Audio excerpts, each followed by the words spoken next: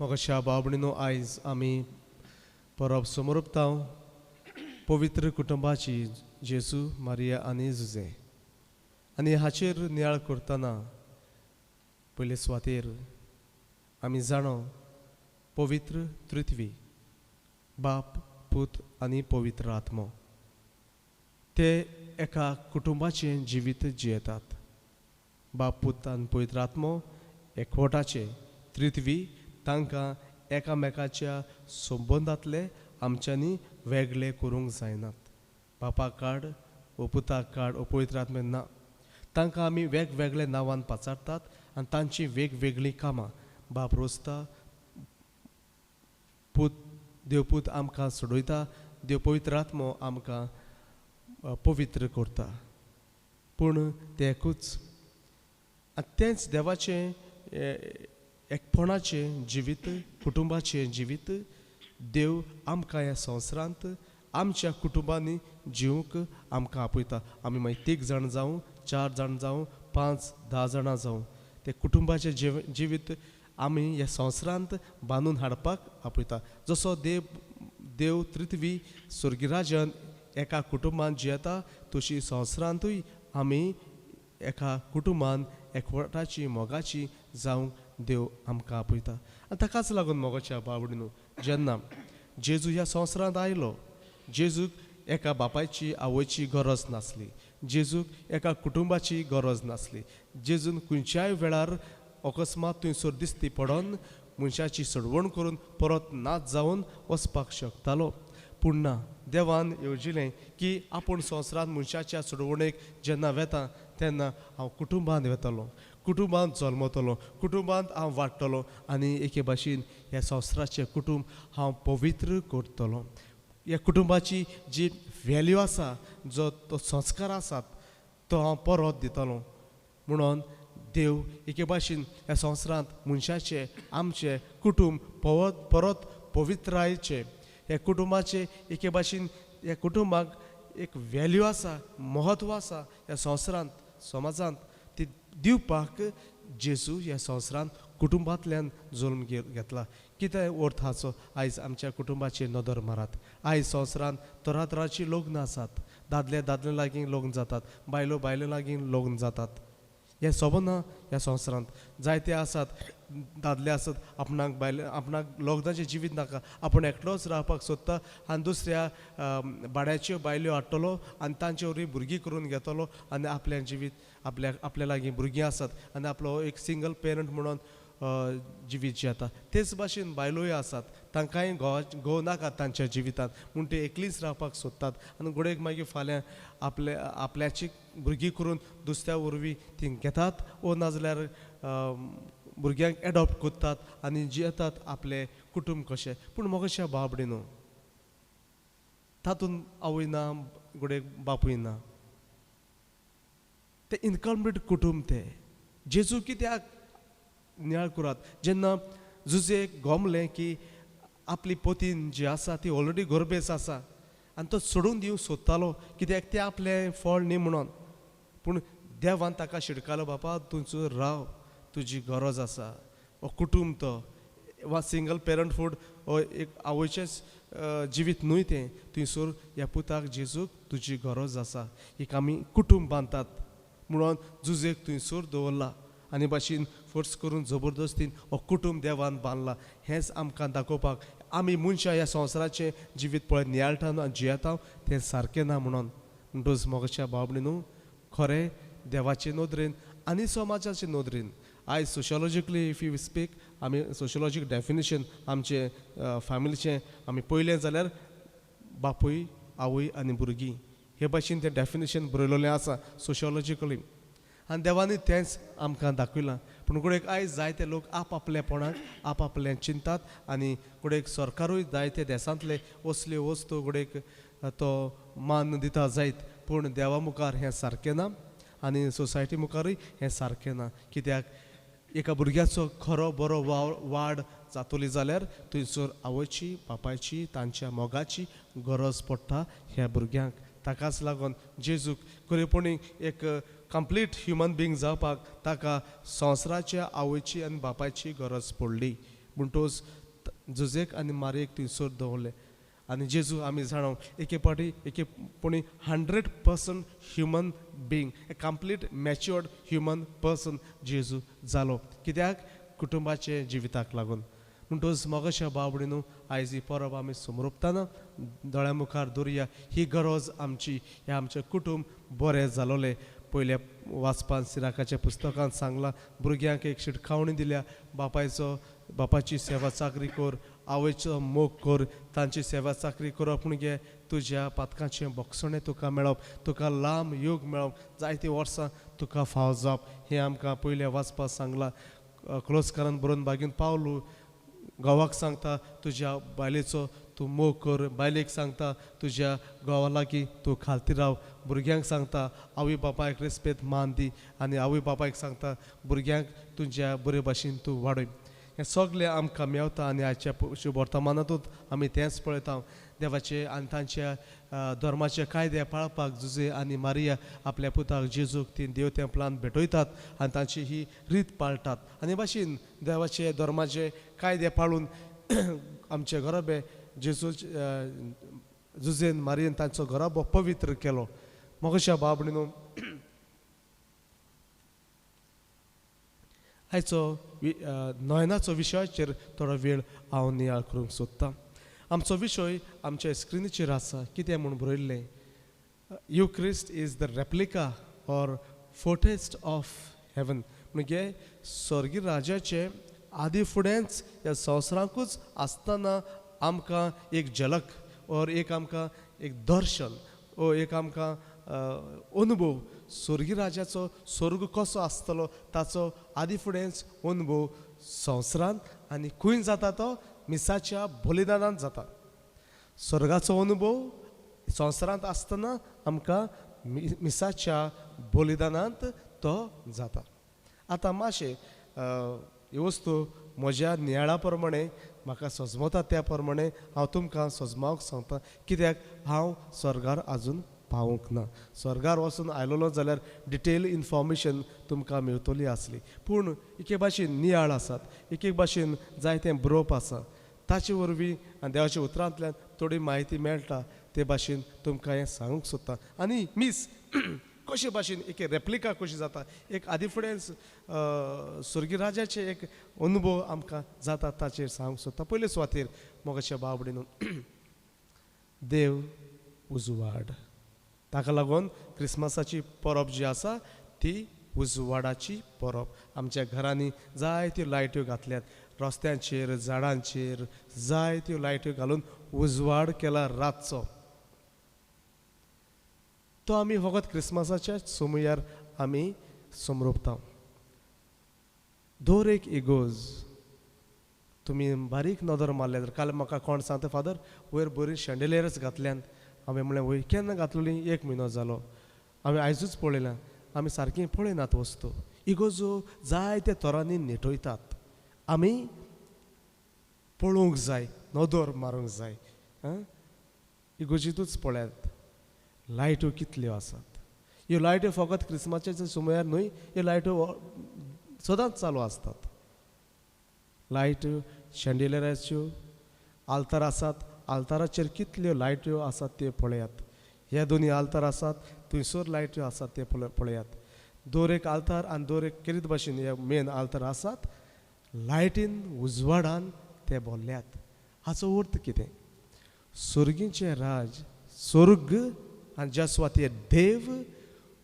देव उजवाड म्हणटोच आख्खो स्वर्ग उजवाडान भोत्ता आख्खो स्वर्ग उजवाडान थंयसर आमच्या लायटीची गरज ना कित्याक देवूच उजवाड आतां थंयसर काळोख ना थंयसर केन्नाच देवाचें उतर आमकां सांगता थंयसर दीस आनी रात म्हणटात ती ना फकत उजवाडूच आसा एक प्रॉब्लेम आसतलें आमकां जी कोण चड न्हिदपाची उमेद आहा न्ही तांकां प्रॉब्लेम आसतलें फाल्यां जर तर स्वर्गीय राज्यांत तुमी पावलीं थंयसर न्हिदोंक मेळना कित्याक थंयसर रात ना म्हणटच हें एक टेंशन इफेक्टाकूय ना रात कित्याक थंयसर आखोच आसा तो 24 वरां उजवाड न्हय पूण उजो म्हणटच उज्याकूय न्हिदोंक मेळना पूण थोडी जी दिसाची आनी लायटीच्याय न्हिदतात ती जिखली म्हूण समजून घेयात. म्हणटच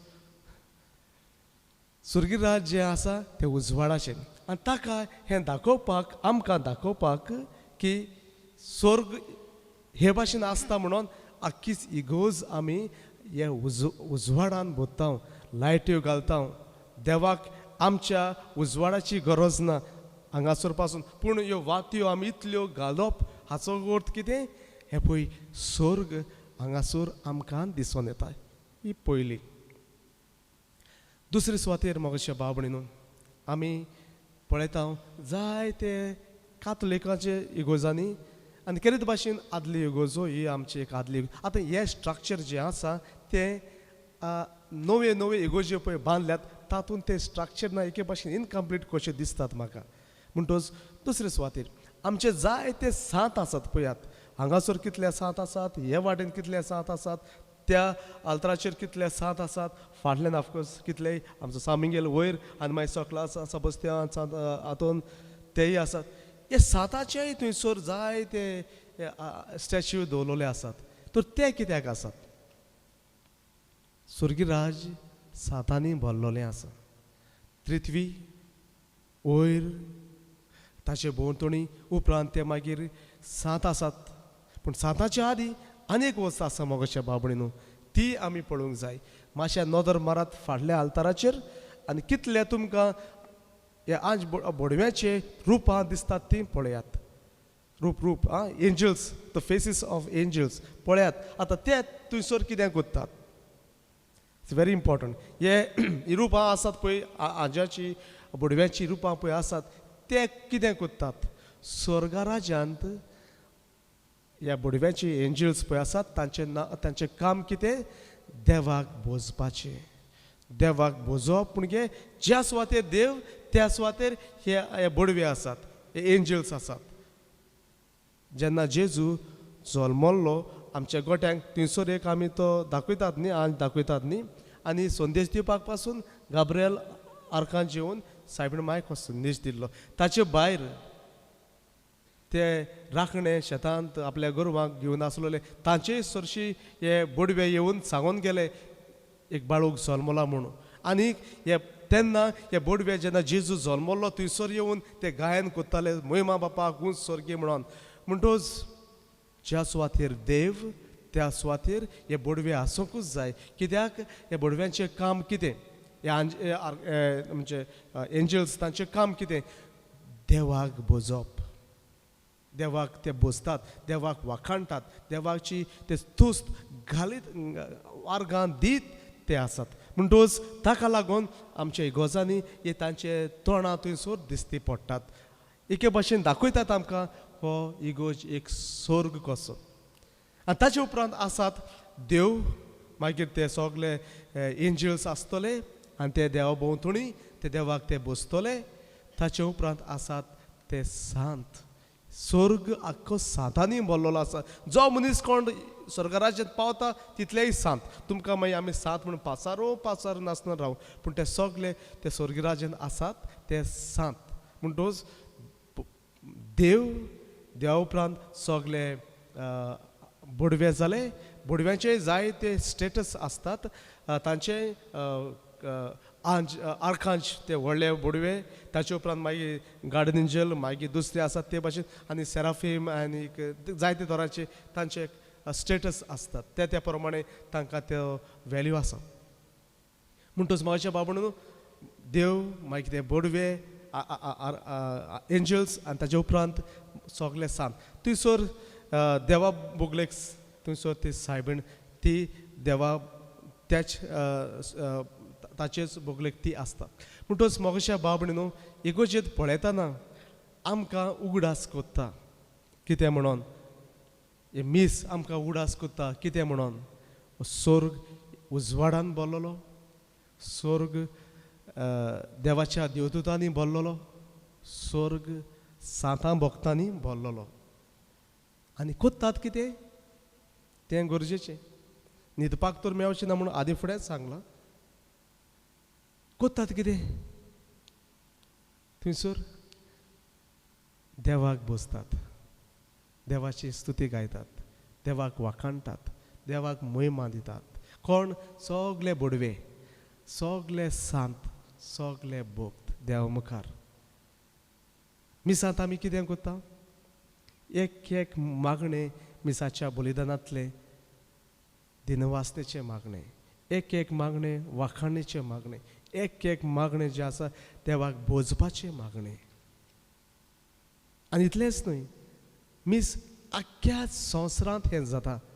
आनी आख्ख्या संवसारांत जावन आख्खो संवसारूय मोगाच्या भाव भयणीनो स्वर्ग करून आमी सोडटा. म्हणटूच देवाक आमी बसता.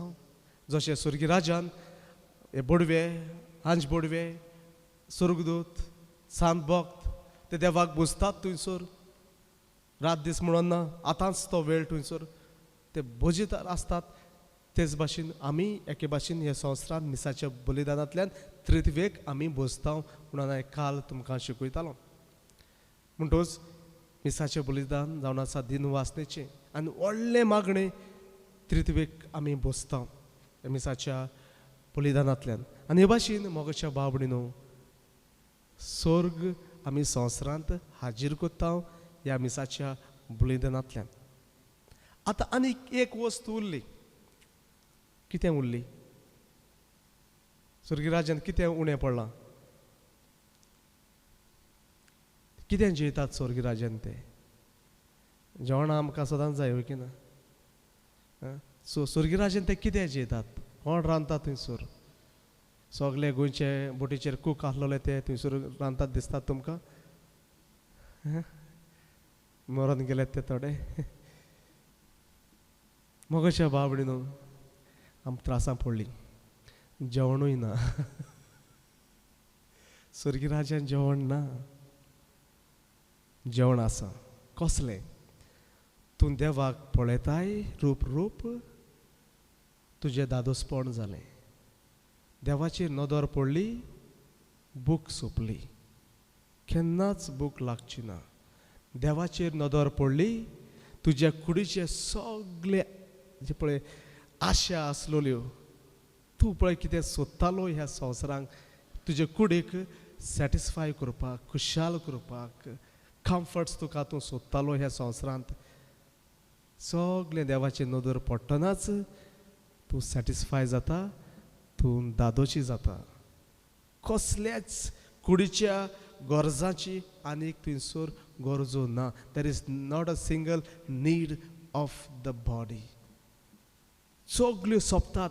देव तुका आपल्या सैमान बोत्ता, आपल्या उजवाडान बोत्ता, आपल्या मोगान तुका बोत्ता. कित्याक देव मोगान तुका बोत्तनाच तुजी सगळी गरजो, कुडीच्यो आत्म्याच्यो सगल्यो गरजो स्वर्गी राजान त्यो सोंपतात.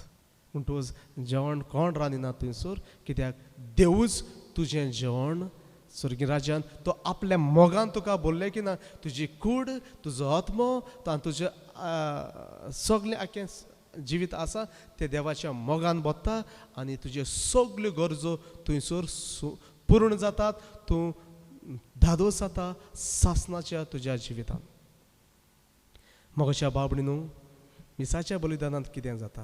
हांवें म्हणलां एक उतर, देवूच तुका आपल्याच जेवणान बोत्ता, आपुणूच तुजें जेवण जाता. मिसाच्या बलिदानांत जेजू आमचो देव, आमचें जेवण. केदें व्हडलें भाग.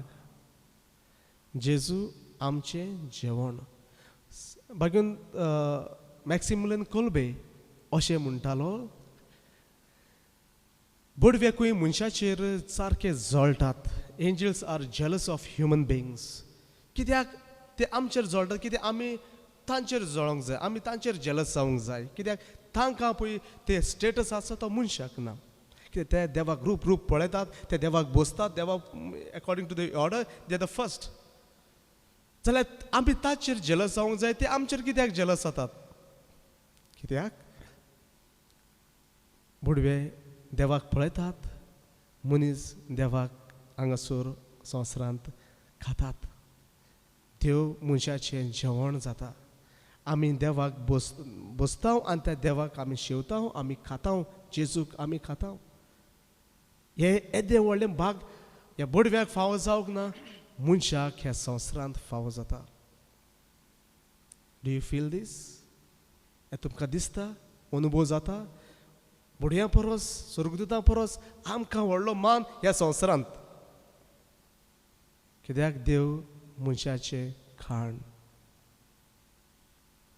मोगाच्या बाबडीनो, हो स्वर्ग आमकां ह्या वेळार दिसून येता.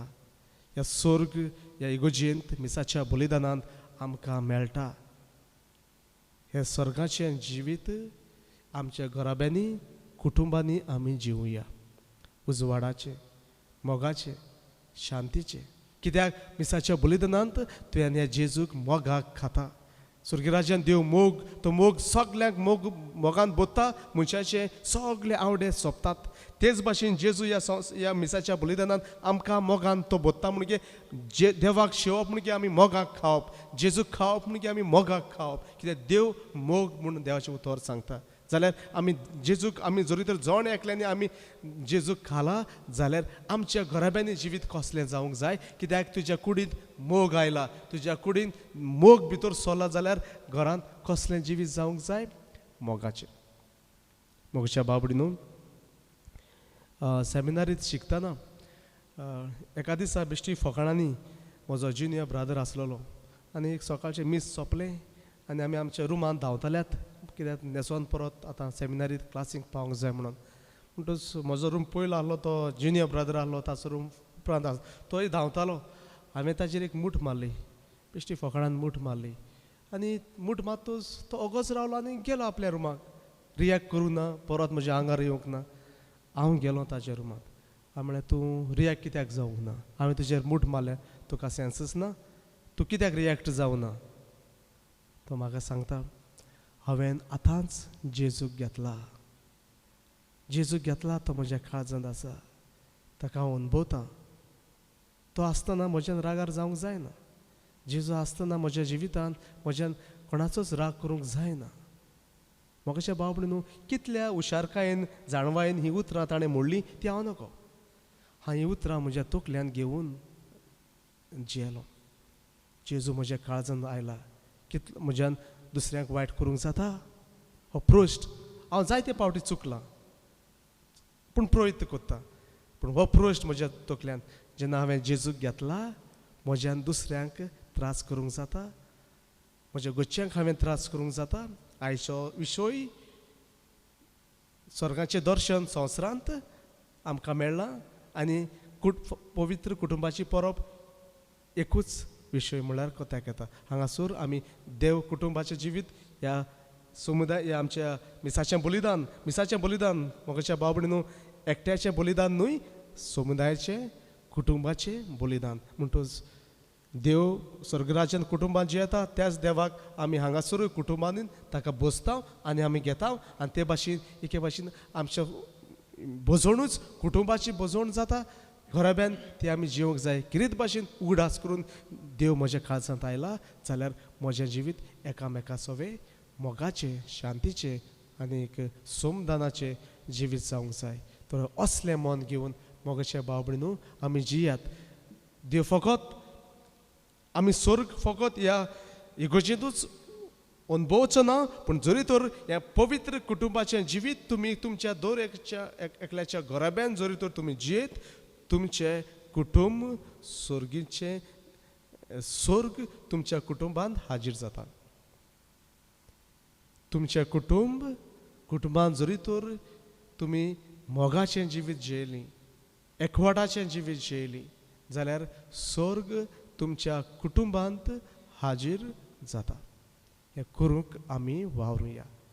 कित्याक दर एक मिसाच्या बलिदानांतल्यान जेजू तुज्या काळजांत येता. त्या काळजांत जेजूचो उगडास करीत राव. देव म्हज्या काळजांत आयला, मोग म्हज्या काळजांत आयला जाल्यार हो मोग हांव जिवंक जाय म्हज्या कुटुंबांत.